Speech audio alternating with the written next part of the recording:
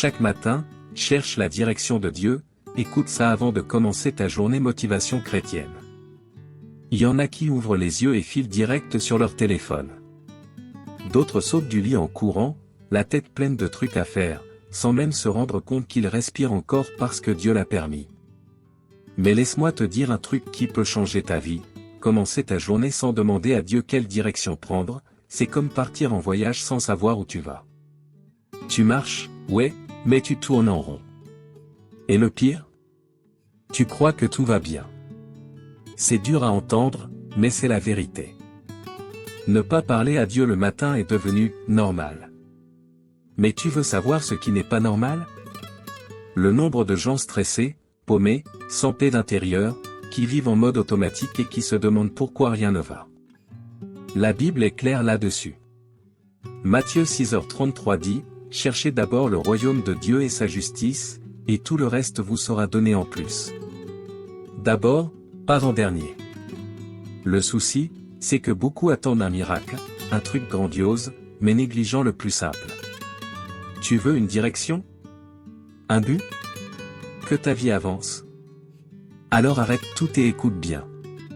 Parce que quand tu captes ce que Dieu veut faire dès tes premières heures de la journée, tout change.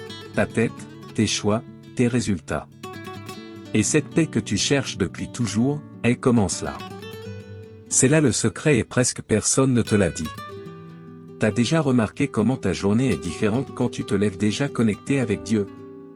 Il y a un truc puissant quand tu ouvres les yeux et que ton premier réflexe, c'est de lever ton cœur. Le matin, dans ce silence, ton âme est plus réceptive à la voix du Père. Et la Bible nous dit, cherchez d'abord le royaume de Dieu.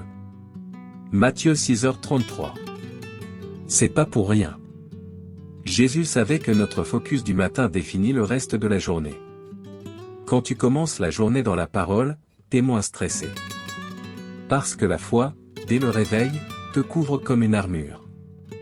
C'est comme s'habiller spirituellement avant de sortir affronter ce qui t'attend. La Bible, c'est notre carte. Et Dieu, c'est notre GPS. Sans lui, on fonce dans le mur en croyant gérer. Mais avec Jésus devant, tout se met en place. Le problème, c'est qu'on se lève souvent en mode pilote automatique. On check le téléphone, on pense aux soucis, aux factures, aux peurs, et on oublie de se brancher au ciel. Mais Dieu a un itinéraire précis pour chaque jour. Il donne pas des plans copier-coller. Chaque matin, c'est un projet sur mesure. Et quand tu cherches ce plan direct à la source, t'as bien plus de chances de vivre en paix. Souviens-toi de ce que David a écrit dans Psaume 5h4, « Le matin, Éternel, tu entends ma voix, le matin, je me tourne vers toi, et j'attends. » C'est un style de vie, pas juste une habitude religieuse.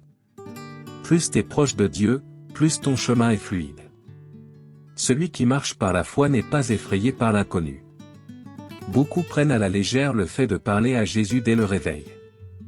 Pourtant, les plus grands hommes et femmes de la Bible faisaient de ça une priorité. Daniel priait 3 fois par jour. Jésus se retirait à l'aube pour être avec le Père, Marc 1h35. Il savait que sans alignement avec le ciel, aucune mission ne tient debout. Si tu veux des journées plus légères, plus claires, avec moins d'angoisse, commence par là. Chaque matin, prends quelques minutes pour te connecter avec Dieu. Lis un passage de la Bible, parle à Jésus, donne-lui ta journée et demande-lui sa direction. Tu vas voir, ça change tout. Lamentation 3h23 nous dit que ses bontés se renouvellent chaque matin. Chaque jour, une nouvelle chance de faire mieux. Tout commence avec un but clair. Faire confiance à Dieu de tout ton cœur, ça a l'air simple, jusqu'au jour où t'es mis à l'épreuve. Quand tout part en vrille, c'est là que ta foi est vraiment testée. Dans Proverbe 3, 5-6, la Bible nous donne une clé puissante, confie-toi en l'Éternel de tout ton cœur, et ne t'appuie pas sur ton intelligence. Reconnais-le dans toutes tes voies, et il rendra tes sentiers droits. C'est facile de faire confiance quand tout roule, mais le vrai défi, c'est de continuer à lui faire confiance même quand rien ne fait sens. Combien de fois on veut des réponses tout de suite? On veut savoir pourquoi, comment, quand. Mais Dieu, lui, bosse pas dans la précipitation. Il bosse dans le but. Faire confiance à sa direction, c'est lâcher notre logique humaine pour s'accrocher à une sagesse éternelle. La foi, c'est pas l'absence de doute, c'est avancer quand même. C'est dire, Jésus, je comprends pas tout, mais je te fais confiance. Notre compréhension est limitée. On voit qu'un bout de l'histoire, alors que Dieu voit l'image complète, du début à la fin. Ésaïe 55, 9 dit, « Autant les cieux sont élevés au-dessus de la terre, autant mes voix sont élevées au-dessus de vos voix. » En clair, si Dieu te montre un chemin, c'est qu'il connaît déjà la fin. Dieu ne rate jamais sa cible. Il y a plein de gens qui se retrouvent frustrés parce qu'ils ont suivi leur propre cœur, en oubliant que le cœur humain peut être trompeur, Jérémie 17h9. C'est risqué de suivre juste ses émotions. La vraie sécurité, elle est dans la direction de Dieu, qui ne change ni avec le temps, ni avec les circonstances. Quand tu places ta foi en lui, même ce qui devait mal tourner finit par jouer en ta faveur. La Bible est pleine d'exemples de gens qui ont fait confiance sans tout comprendre. Abraham a quitté sa terre sans savoir où il allait. Moïse s'est présenté devant Pharaon avec un bâton et une promesse. Et pourtant, ils ont tous vu la gloire de Dieu à la fin. Parce que le résultat ne dépend pas de notre force, mais de notre obéissance. Alors si t'hésites face à une décision, choisis de faire confiance. Pose ça devant Dieu et demande-lui de rendre ton chemin droit. Même si rien ne bouge autour de toi, ton cœur va commencer à changer. Et quand la paix de Christ t'envahit, la bonne direction devient évidente. Philippiens 4h7 dit, « Et la paix de Dieu, qui dépasse tout ce qu'on peut comprendre, gardera vos cœurs et vos pensées en Jésus-Christ. » Celui qui fait confiance, se repose. Parler avec Dieu, c'est pas un rituel. C'est une relation. Comme une vraie amitié, ça demande régularité, sincérité et ouverture. Dieu attend pas que tu sois hyper éloquent ou théologien. Ce qu'il veut, c'est ton cœur. Jésus lui-même nous a appris à prier de façon simple, intime, avec foi, Matthieu 6h6. La prière, c'est comme un pont entre le ciel et toi. Une ligne directe, sans intermédiaire. Il y a des gens qui pensent qu'il faut un moment spécial pour prier. Mais Dieu, lui, veut te parler au milieu des embouteillages, pendant que tu fais la vaisselle ou même dans une pause au boulot. Paul le dit clairement, priez sans cesse, 1 Thessaloniciens 5h17. Ça veut pas dire rester à genoux toute la journée, mais garder ton cœur branché sur le ciel. Même un « Seigneur, aide-moi » au milieu de ta journée, c'est déjà une prière. Jérémie 29, 11 dit, « Car je connais les projets que j'ai formés pour vous, dit l'Éternel, projets de paix et non de malheur, afin de vous donner un avenir et de l'espérance. » Et juste après, Dieu ajoute, « Vous m'invoquerez, et vous viendrez me prier, et je vous exaucerai. » Dieu a un plan, ouais, mais il veut que tu sois impliqué dedans par la prière.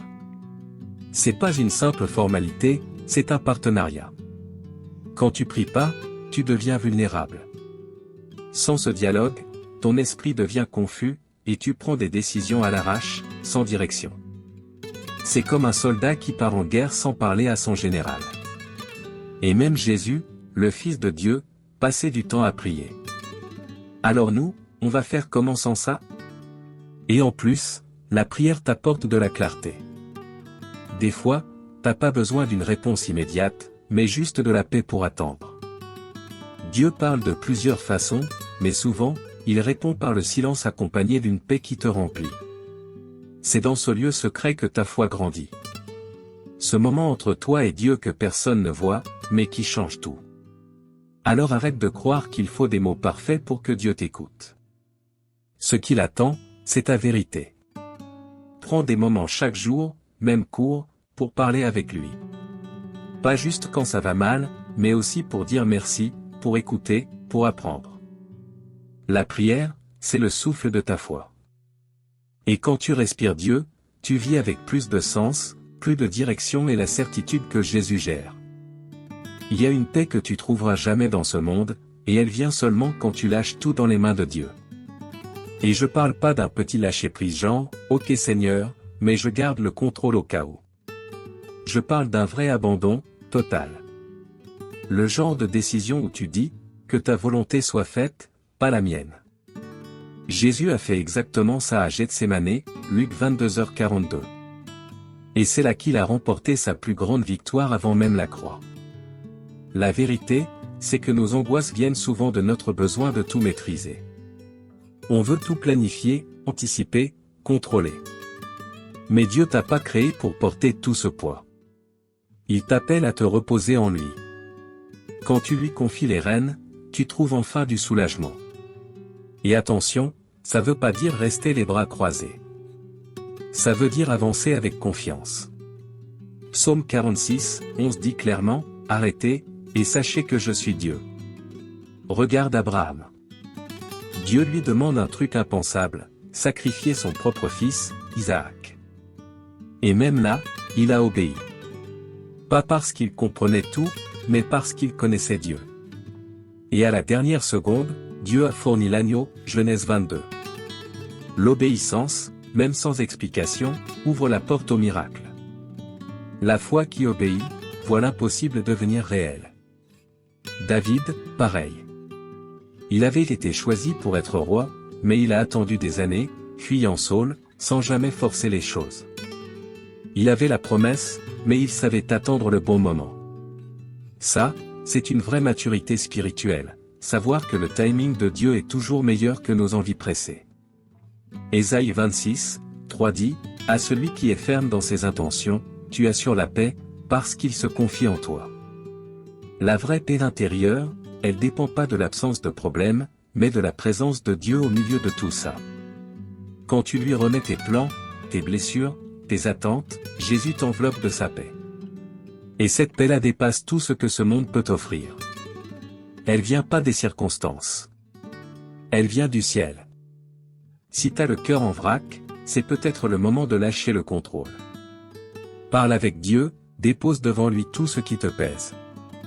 La foi, c'est pas tout comprendre, c'est lui faire confiance même dans le flou. Philippiens 4, 6-7 te le rappelle, ne vous inquiétez de rien, et la paix de Dieu, qui dépasse toute intelligence, gardera vos cœurs et vos pensées en Jésus-Christ. Quand tu lâches, Dieu prend soin de toi. Dieu est un expert pour faire du neuf. Il reste pas coincé dans le passé, et il n'est pas limité par ce qui s'est déjà passé. Ce qui a marché hier n'est peut-être pas ce qu'il veut pour toi aujourd'hui. Et c'est pour ça qu'il faut rester attentif. La Bible dit dans Ecclésiaste 3h1, il y a un temps pour tout, un moment pour chaque chose sous le ciel. Si tu reconnais pas les saisons, tu rates le mouvement de Dieu. Le problème, c'est que beaucoup restent accrochés à l'ancien et n'arrivent pas à voir le nouveau que Dieu veut mettre en place. Ça touche tous les domaines, relations, projets, ministères, travail. Le peuple d'Israël a prié pour être libéré d'Égypte, mais quand il a fallu traverser le désert, ils ont flippé. Parce que c'était inconnu. Mais avec Dieu aux commandes, ce qui te fait peur devient un terrain de miracle. Dans Ésaïe 43, 19, Dieu dit, « Voici, je vais faire une chose nouvelle, sur le point d'arriver, ne la reconnaissez-vous pas ?» Le nouveau est peut-être déjà là, sous tes yeux, mais si tu restes fixé sur le passé, tu risques de le louper. La foi qui avance, c'est celle qui lâche l'ancien. Jésus a dit aussi, on ne met pas du vin nouveau dans de vieilles outres, Matthieu 9h17. Ça veut tout dire. Regarde Samuel. Il pleurait encore pour Saul, alors que Dieu avait déjà choisi David. Et Dieu lui dit, jusqu'à quand vas-tu pleurer Saul, alors que je l'ai rejeté? 1 Samuel 16h1. Tu vois? On insiste parfois pour garder ce que Dieu a déjà mis de côté. Mais quand Dieu ferme une porte, c'est qu'un truc bien meilleur est près derrière. Le neuf, ça demande du courage. Ça demande de rompre avec les habitudes, de faire confiance même dans l'inconfort. Tu peux pas vivre du neuf si t'es encore chargé du vieux. Ceux qui vivent que dans les souvenirs finissent par devenir prisonniers de ce qui était. Dieu veut te surprendre, mais t'as besoin d'être disponible. Et pour ça, faut peut-être lâcher ce que tu croyais être le mieux. Si tu sens que quelque chose de nouveau pointe à l'horizon, n'aie pas peur. Demande au Saint-Esprit du discernement. Garde ton cœur ouvert, lis la Bible avec attention, reste à l'écoute dans la prière. La direction de Dieu peut sortir de tes plans, mais elle est toujours meilleure. 2 Corinthiens 5h17 dit, « Si quelqu'un est en Christ, il est une nouvelle créature. Les choses anciennes sont passées, voici, toutes choses sont devenues nouvelles. » Et quand tout devient nouveau, ta vie prend un tout autre tournant. Faut pas confondre savoir beaucoup et être vraiment sage. C'est une grosse erreur que pas mal de gens font, croire que l'intelligence suffit pour bien décider. Mais la vraie sagesse vient de Dieu. Elle dépasse les diplômes, l'expérience, les calculs. Elle vient d'en haut. Jacques 1h5 le dit clairement, « Si l'un de vous manque de sagesse, qu'il la demande à Dieu, et elle lui sera donnée. » Dieu refuse jamais la sagesse à celui qui la cherche avec foi. La connaissance humaine, c'est utile, ouais. Mais c'est la sagesse de Dieu qui t'évite de tomber dans les pièges.